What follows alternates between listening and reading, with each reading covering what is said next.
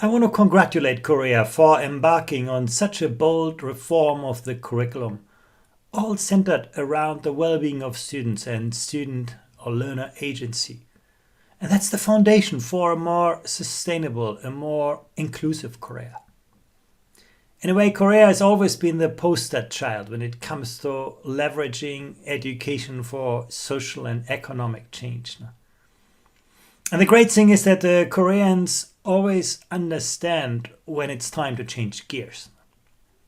That was also my main takeaway from our joint conference in Ilsan last year, where you got all the major players together to build a new education system for Korea. The Presidential Council on Education, the Korean Ministry of Education, the National Council of Governors of Education, with a special support from the Yelukurba Office of Education, the Korean Educational Development Institute, and the Korean Institute for Curriculum and Evaluation.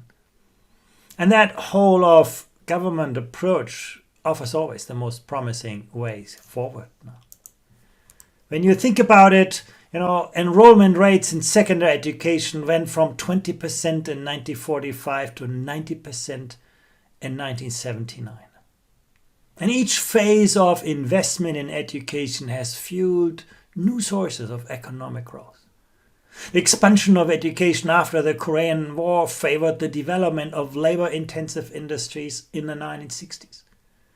In the 1970s and 80s, the development of secondary education came with the development of capital-intensive industries, creating further opportunities for social mobility, income equality.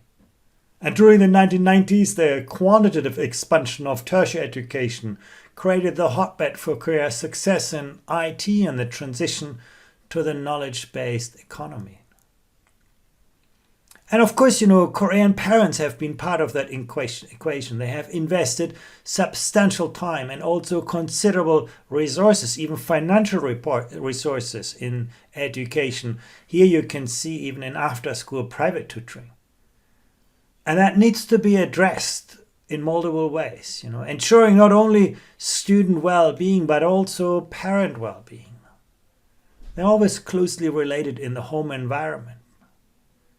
Removing financial pressure from parents is also important for social and economic development, considering the already high level of educational expenditure and the cost of raising a child in Korea is perhaps one of the drivers for the very low and falling fertility rates. It's important to have an aspiration towards an education system that can be supported by the public, that does not rely on more pressure, more learning time. We also see that the current model has some of its limits. Look at how much countries differ in the time that students spend learning in school. You see that here in the blue bar. And they're learning out of school. That's the yellow bar. In the United Arab Emirates, students spend close to 60 hours learning per week. In Finland, it's just 37 hours. Finnish students spend little more than half of the time learning that students in the UAE spend. But when you look at productivity, you see that Finnish students learn a lot in little time, while students in the UAE spend a lot of time and actually learn very little. And also Korea's success is too much built on high pressure and a high volume of learning time. Korea could gain enormously by raising productivity in learning, using the precious student learning time more wisely. The future is not about adding more time, but it's about improving the quality of learning experiences. I just said that learning time is not a great predictor for the success of an education system, but a growth mindset among students is an amazing predictor for good learning outcomes. Countries like Estonia, where students believe that success in learning is about, their own work, that intellectual engagement leads to great results in learning. Countries like Indonesia, where students believe that success is mainly about talent, they are born with, they typically get also poor results. And Korea is an interesting case here. Students actually do better on tests than what their below average growth mindset predicts. And then the question is, of course, how much better would Korea do in raising the quality of learning outcomes if teachers would instill more of a growth mindset among young people? Not just putting more pressure on them, but fostering that agency, that desire of young people to learn, to own their learning. And it's not just about performance in math or science. You can see here on the chart how students with a growth mindset are more likely to persist to finish difficult tasks. They had greater confidence in their abilities. They were less afraid of failure. Think about that. In tomorrow's world, you need young people to be imaginative, to be creative. If you want young people to be creative, you have to give them room to experiment, to explore. And if they explore, they will take risks. If they take risks, they may make mistakes. If our education systems are not really, really good in helping students learn from and with mistakes, maybe tomorrow's young people are not as creative as they need to be. We also see here that students with the growth mindset saw greater value in schooling and in their future. So the future of learning has a lot to do with how education embraces not just the cognitive learning of students, but also their mindset, their social and emotional well-being. Now, social and technological change challenge us again to reinvent education. Our education systems have figured out how to educate second-class robots, people who are very good at repeating what we tell them. Now we need to ask ourselves, what is it going to take to build and develop and support first-class humans? How do we complement the artificial intelligence we have created in our computers with the human capabilities, the cognitive, the social, the emotional capabilities? That's the question for tomorrow's education systems. And I know how Koreans think about precisely those questions these days. These days, we talk a lot about the pandemic and how it has reshaped education. But let's keep in mind that the future will always surprise us. Climate change will probably have a far greater impact on our lives, and we see it coming. Artificial intelligence pushes us to think so much harder about what makes us human, and it is likely to be even more disruptive than the pandemic. And then there are lots of other trends shaping the future of education. It's not possible to foresee what's going to happen tomorrow, but we need to be more open to moldable futures, to imagine them, and to think about what those futures could mean for education, policy, and practice. Clearly, the fourth industrial revolution will continue to put great pressure on Korean workers. As you can see here, 46% of jobs in Korea are at high risk of automation. And that's particularly true with SMEs. And among high-performing students, mathematics or science in Korea, only 1 in 5 boys in Korea expects to work as an engineer or science professional at the age of 30. These young people have done well in school, but they do not see school or those subjects as their future. And fewer than 1 in 10 girls expect to do so. And that's also, relevant for other industries, which are set to become increasingly relevant. Only 1% of Korean girls and just 6% of Korean boys expect to work in ICT-related professions. Once again, school has equipped them with the knowledge, but not the desire to sort of grow into those kinds of fields. Going forward, it's going to be so crucial to foster innovation, to foster critical thinking, social emotional skills. Now, all of that is going to drive the transformation and cannot be easily replaced by artificial intelligence.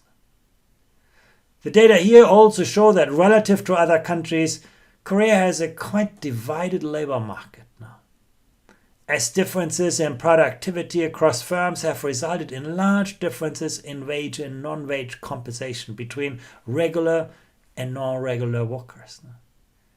So it's not surprising that high-tier regular jobs in large corporations, in public sector or liberal professions, now that's what people regard as the best destination for life success and social mobility.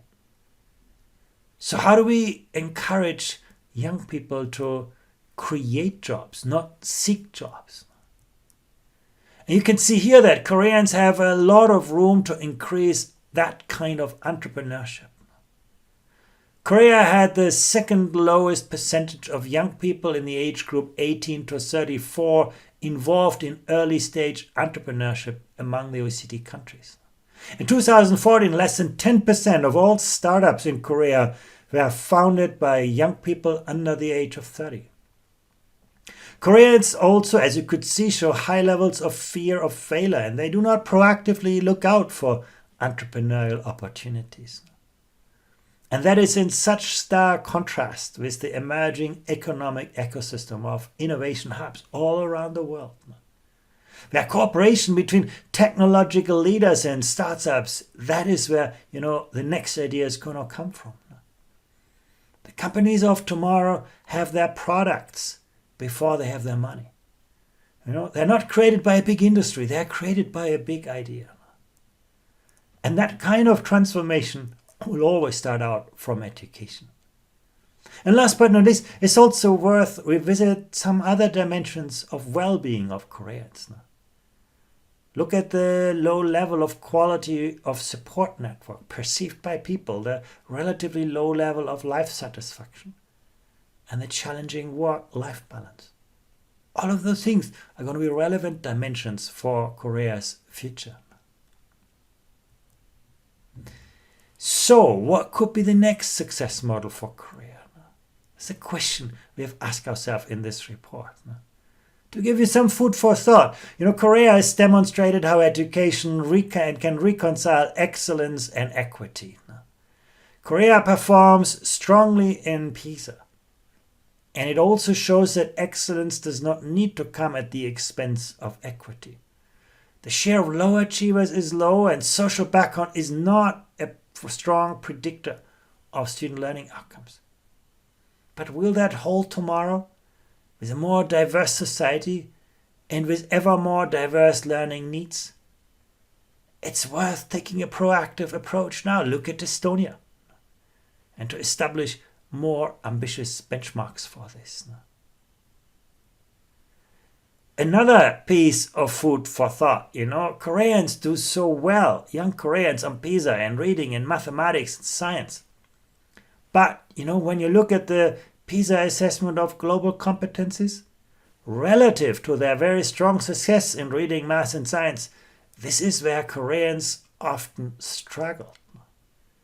Being able to see the world through different lenses and perspectives, appreciate different ways of thinking, different ways of working. That's what tomorrow's economy will require from people.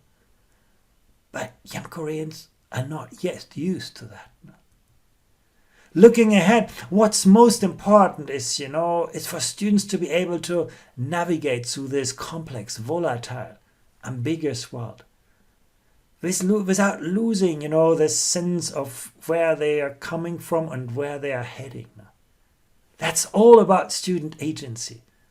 It's about finding a sense of purpose. It's about believing in one's own abilities. It's about finding one's own identity. Becoming self-aware, becoming creative, being able to reconcile tensions, dilemmas, trade-offs, sometimes contradictions. Making responsible decisions. Learning to live with yourself, learning to live with others, learning to live with the planet. The future is not about qualifications. The past formula of, good education, good qualification, good college, good life, that is losing currency. The future is looking at a diversity of educational pathways. There are multiple ways to success, and they all start out with that agency. In the past, you could educate students once for their lifetime. They could go out and work. Today, in the past, we used to learn to do the work, and now learning has become the work.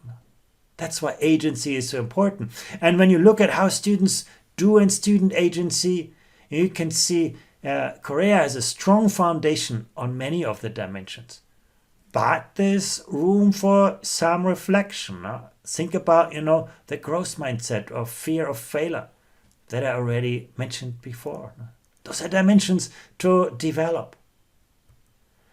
Now, our report covers a lot of aspects, but I want to focus on one specifically next, and that is about how do you manage system-wide change. It's the biggest challenge today. It's not, incremental innovation. It's system-wide transformation. And in managing system-wide change, Korea has strong foundations to begin with. Now, first and foremost, Koreans value a work ethic, perseverance, and that's so important. And that's often amplified by very strong family support.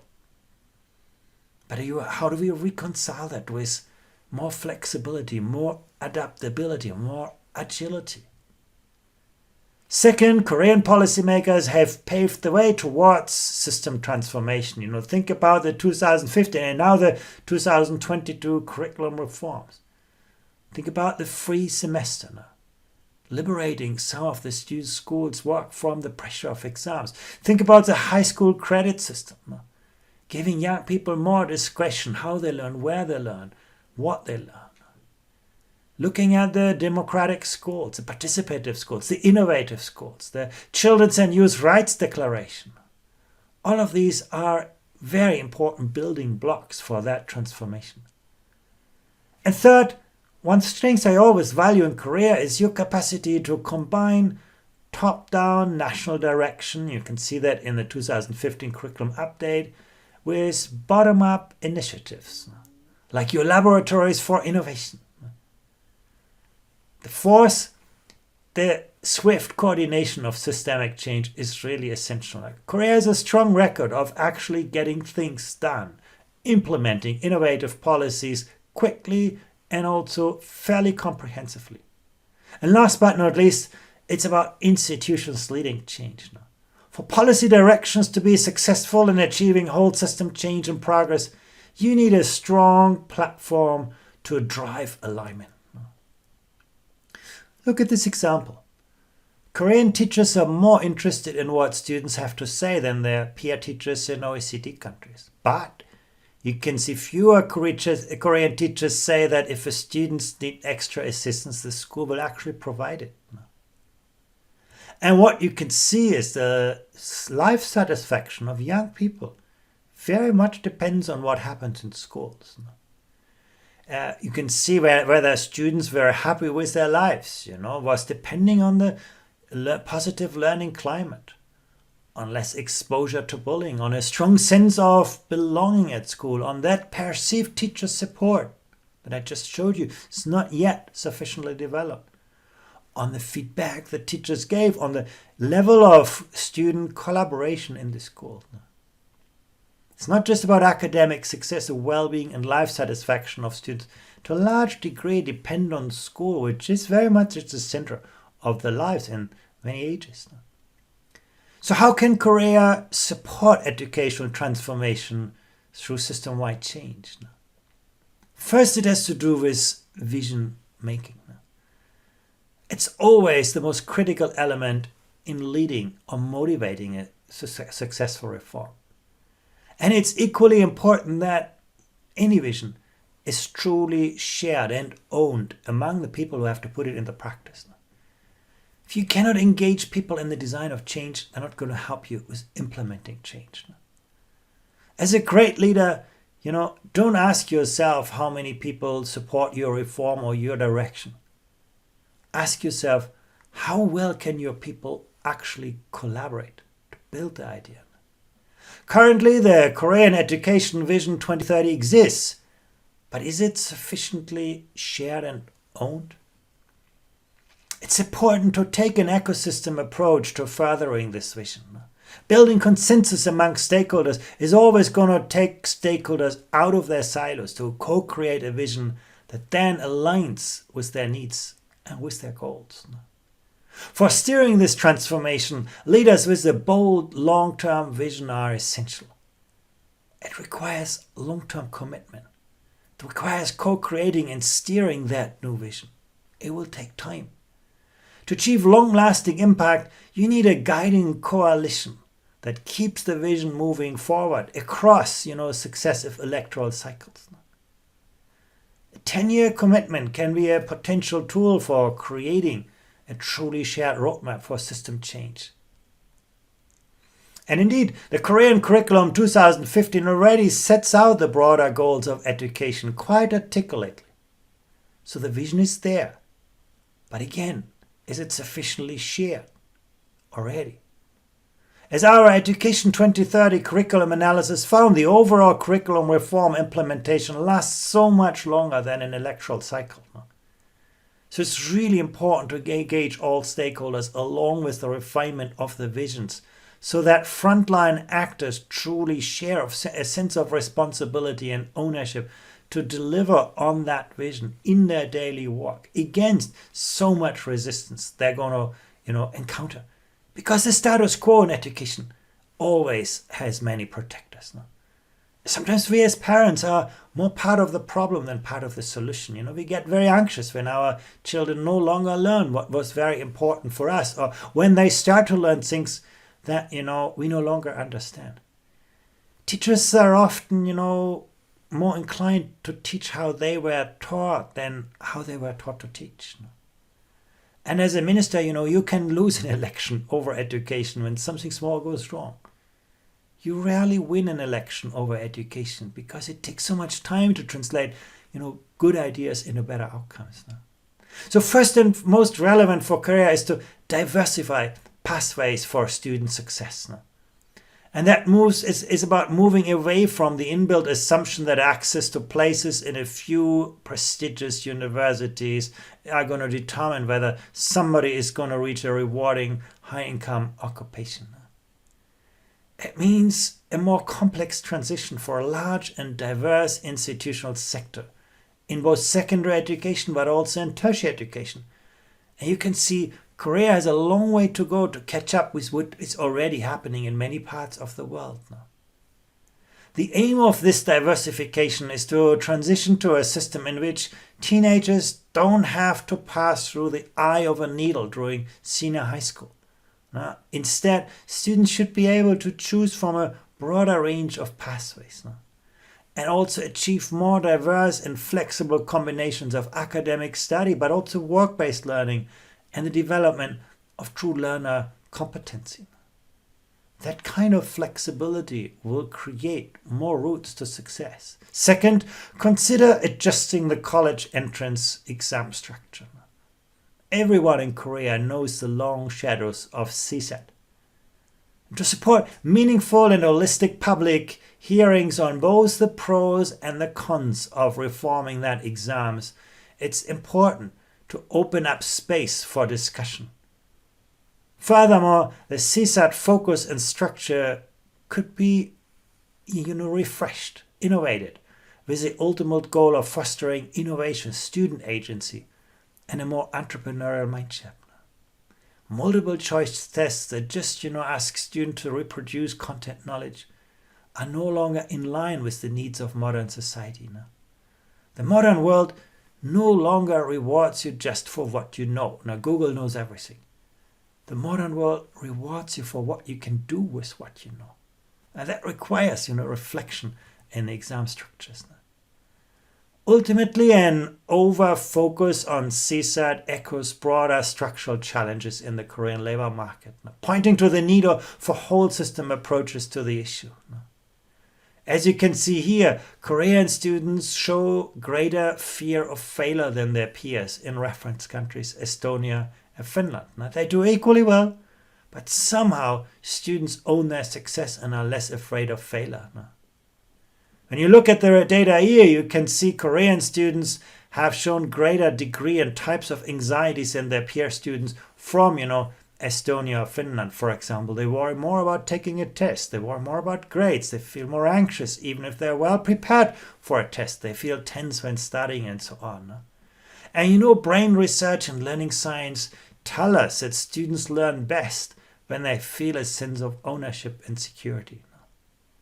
And as you can see, counterparts Estonia, Korea, do equally well. This will not take away from the high levels of academic success. Third, strengthen bottom-up and top-down strategies for student agency and well-being. Both are important. Looking at the future, the integration of a digital curriculum should, incorporate 4 distinct features. The first is interactivity. Now, that refers to the use of a digital platform, which is the base curriculum. It's about end-user participation.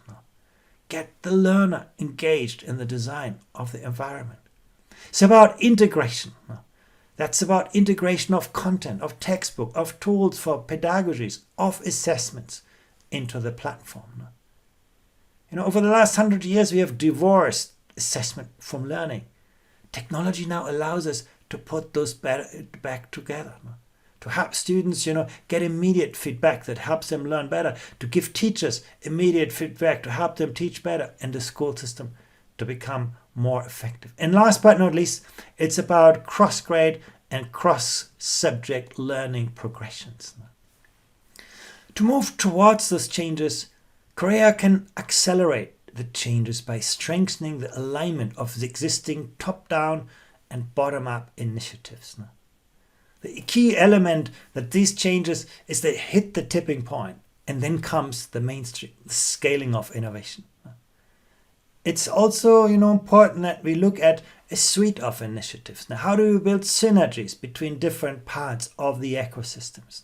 How do you put all of this together to create a scaling up strategy, connecting all schools, regions, local networks that are associated with those kinds of initiatives? For us, build coherent governance structures for shared delivery. Korea has a quite complex decision-making process on education policy.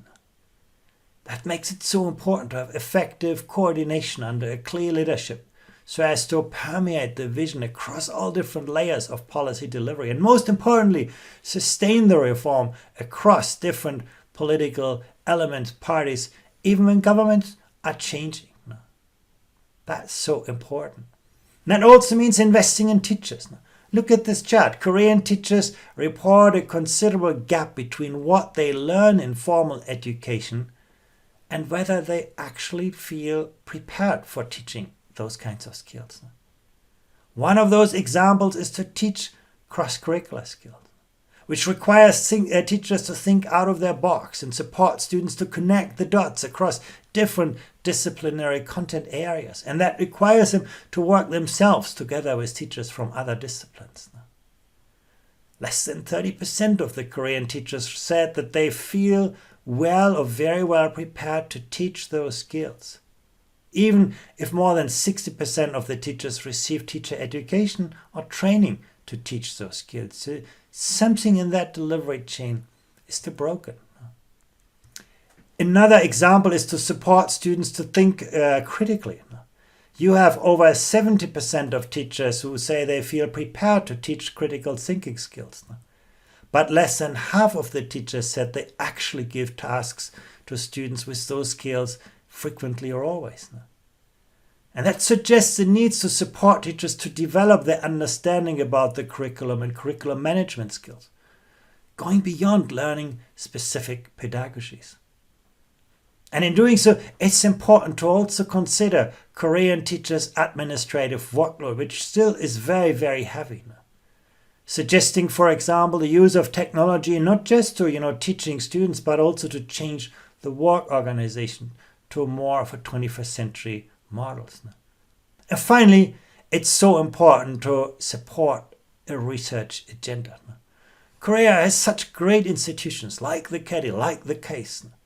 But putting all of this together to build a more evidence-based culture in decision-making education is very, very important. I have, greatly enjoyed to work with those different research centers.